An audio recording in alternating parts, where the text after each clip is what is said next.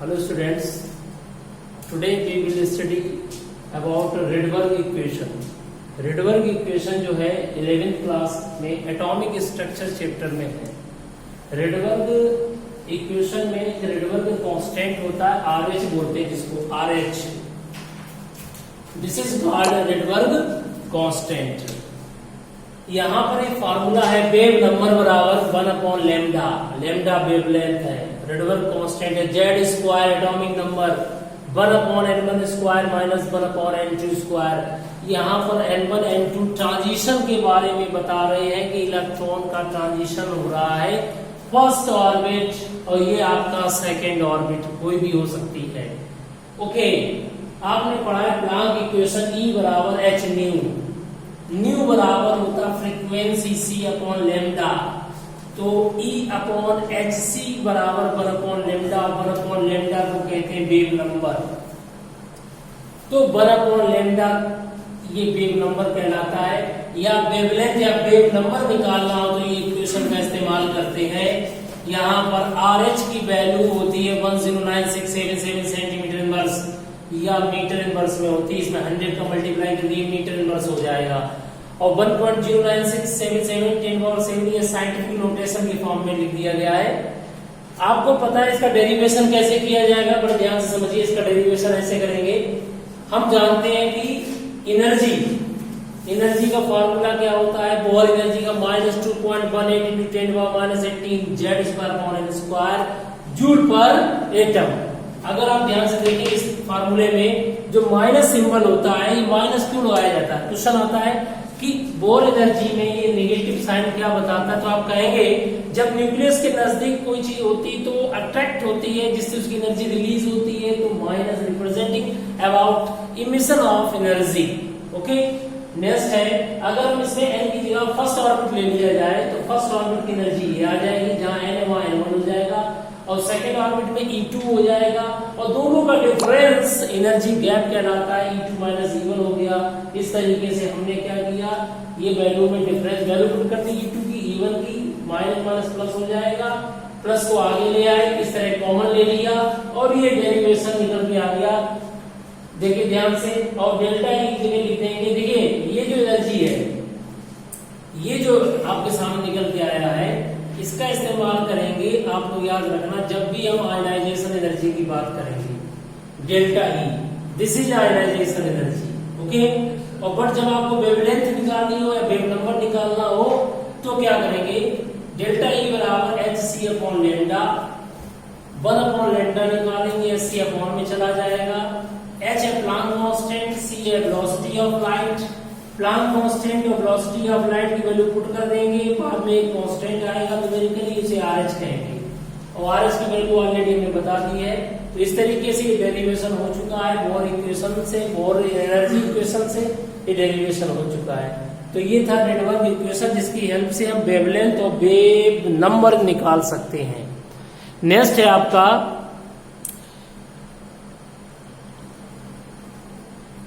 Next heading है transition of electron in hydrogen atom. Transition का मतलब समझिए ध्यान से.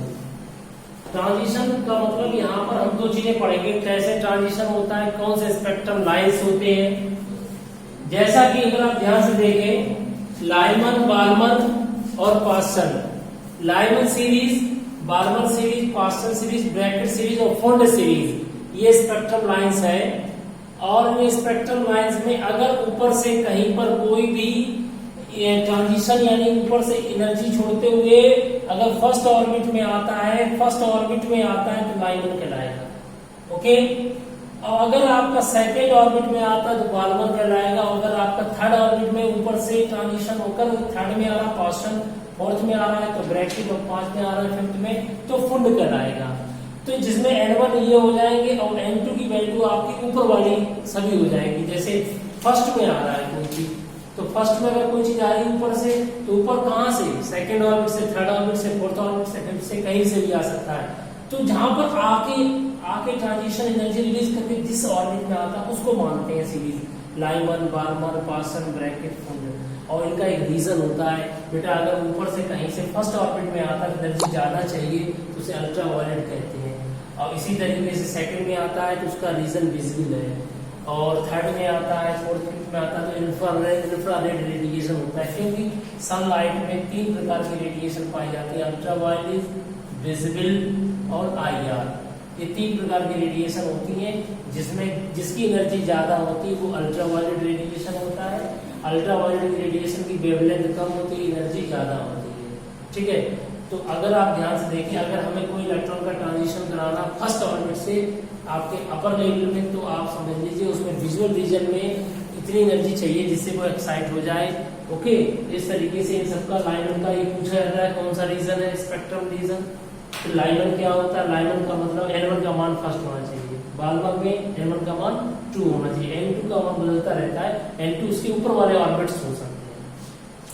आप लोग ध्यान से देखें, एक एनसीईआरटी में क्वेश्चन है 2.13, आप लोग अपनी बुक निकाल लीजिए, उस बुक में एनसीईआरटी में 11th क्लास की एक्सरसाइज में 2.13 है, उसमें क्वेश्चन दिया गया था कि वेवलेंथ कैलकुलेट करिए, वेवलेंथ निकालना है, और वेवलेंथ निकालने के लिए ट्रांजिशन दिया गया है कि भाई 4th से 2 में आ रहा है, तो जब कोई 4th ऑर्बिट से 2 में आएगा तो उसकी वेवलेंथ निकालनी है। तो N1 कम वाला ऑर्बिट जो होगा N1 हो गया, और हायर वाला हो गया N2। फार्मूला पता है मुझे रेडबर्ग इक्वेशन का, according to Rydberg equation 1 lambda बराबर RH into Z square into 1 N1 square minus 1 N2 square. Value put करिए, RH की वैल्यू सेंटीमीटर इनवर्स में 109677 होती है, और Z atomic number hydrogen atom का है, इसमें हाइड्रोजन एटम दिया गया तो 1 का स्क्वायर, N1 हो गया 2, N2 हो रहा 4 ऑर्बिट, तो 4th लिख दिया, यहाँ पर कैलकुलेट कर लेना, सेंटीमीटर इनवर्स में लैम्डा निकल के आ जाएगा।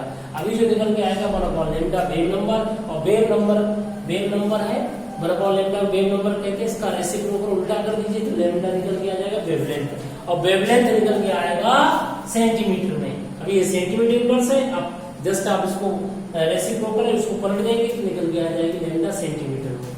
तो बच्चों इस तरीके से आपने पढ़ा transition of electron in hydrogen atom.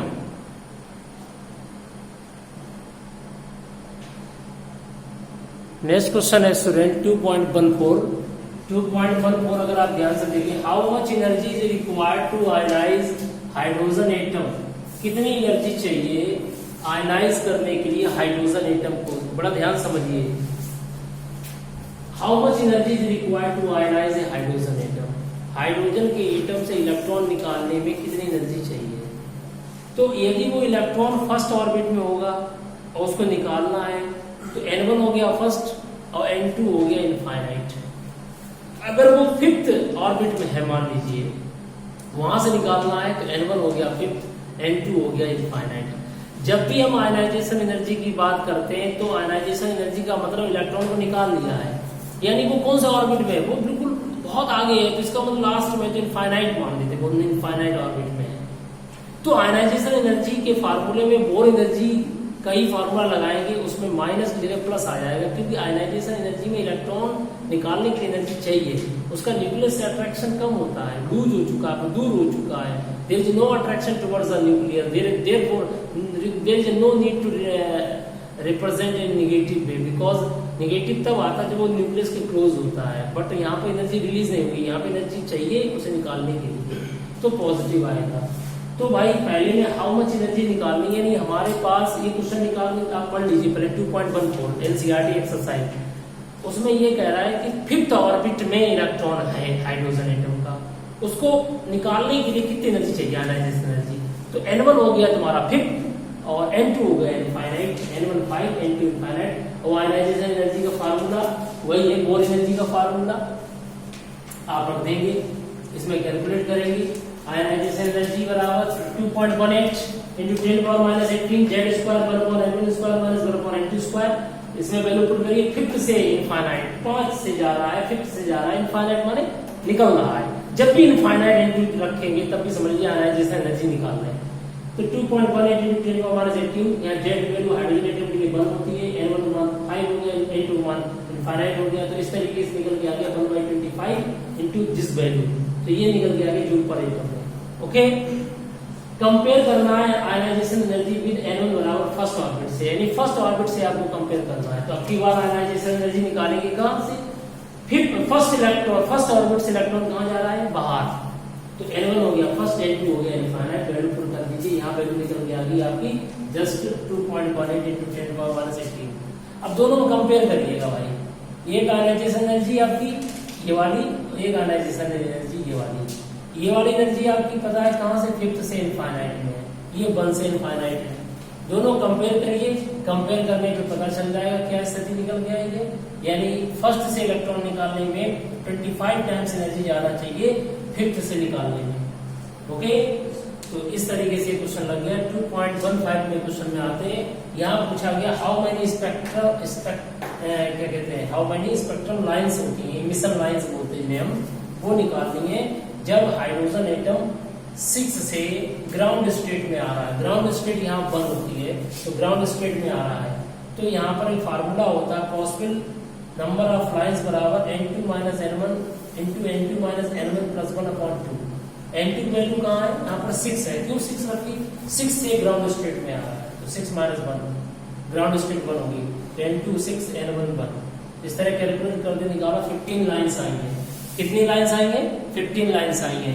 अब यहाँ पर एक शॉर्टकट फार्मूला है, factorial N2 minus N1, factorial N2 minus N1 spectrum lines निकालने के। N2 हो गया 6, ग्राउंड स्टेट में हो गया 1, तो 6 minus 1 फैक्टोरियल 5 को लिख सकते हैं ऐसे, 5 plus 4 plus 3 plus 2 plus 1, इसके पीछे वाली संख्या ऐड कर देंगे, निकल के आ जाएगा आंसर 15 लाइंस। तो इस तरीके से एक क्वेश्चन आप कमेंट बॉक्स में बताइएगा आंसर। अगर हमारा इलेक्ट्रॉन 6 से 4th पे आ रहा है, 6 से 4th पे आ रहा है, तो हाउ मेनी स्पेक्ट्रम लाइंस, कितने स्पेक्ट्रम लाइंस होंगी आपको ये बताना होगा। कमेंट सेक्शन में जाके आप लिखिए स्पेक्ट्रम लाइंस कितनी आएंगी, यानी इलेक्ट्रॉन कहाँ आ रहा है, इलेक्ट्रॉन 6 ऑर्बिट से 4th में आ रहा है, तो कितनी स्पेक्ट्रम लाइंस बनेगी, ये आपको आंसर देना है। या तो ये फार्मूला इस्तेमाल करें या ये फैक्टोरियल N2 minus N1 इस्तेमाल करें, और आप कमेंट सेक्शन में जाके वहां पर लिख दीजिएगा इतनी लाइंस आई है।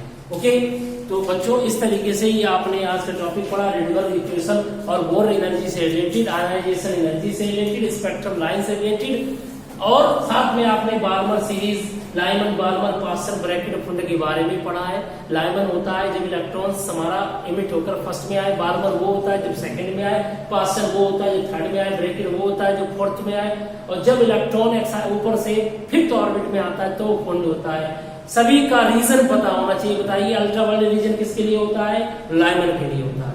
कोई पूछे सबसे ज्यादा एनर्जी कौन एक्वायर्ड करता है, लाइमन, फिर बार्मर, फिर लास्ट में पास्चर ब्रैकेट फंड आता है। सबसे ज्यादा एनर्जी अल्ट्रावायलेट की होती है, फिर विजिबल की, और फिर इंफ्रारेड की होती है। तो इस तरीके से अगर आप देखें तो इस तरीके से आपका एक कॉन्सेप्ट हो चुका है। इससे रिगार्डिंग जितने भी क्वेश्चन है आप घर पे करिए, और प्रॉब्लम हो तो उस क्वेश्चन को आप मेंशन कर दीजिए कमेंट सेक्शन में। बच्चों आपने ये आज का पूरा टॉपिक पढ़ लिया है। यदि कोई प्रॉब्लम होती है किसी भी क्वेश्चन में, एक्सरसाइज के, तो आप जो है उसको कमेंट सेक्शन में लिख करके भेज दीजिएगा, मैं आपकी प्रॉब्लम्स पे वीडियो बना दूंगा। ओके, और जिन बच्चों ने सब्सक्राइब नहीं कर रखा है प्लीज सब्सक्राइब कर लीजिएगा, लाइक्स करिएगा, और साथ में अपने फ्रेंड्स को शेयर भी करिएगा। Thank you very much and thanks for watching.